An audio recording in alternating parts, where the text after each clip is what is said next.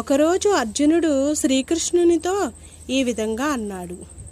బావా, ఈ గోడ పైన ఒక సందేశం రాయి.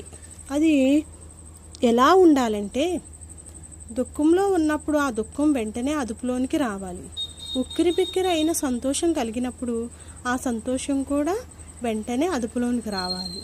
అటువంటి ఒక సందేశం రాయమని కృష్ణుడిని అడగగా కృష్ణుడు ఈ విధంగా రాశాడు. ఈ సమయం వెళ్ళిపోతుందని. నిజమే కదండి. ఎప్పుడు సంతోషము ఉండదు, ఎప్పుడు దుఃఖము ఉండదు.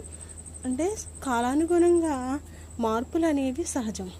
ఈ మధ్యకాలంలో మనం ఒక సినిమా వచ్చింది చూడండి, సీతమ్మ వాకిట్లో సిరిమల్లె చెట్టు. ఆ సినిమాలో వెంకటేష్ గారు అంటారు, గోడ పైన తీగ పైన కాక అలా ఉండిపోతుందా? ఉండదు కదా, వెళ్ళిపోతుంది. అంతే కదా, మానవ జీవితంలో కూడా కష్టాలు సుఖాలు ఇవన్నీ సర్వసాధారణం. అవి వస్తూ ఉంటాయి, పోతూ ఉంటాయి.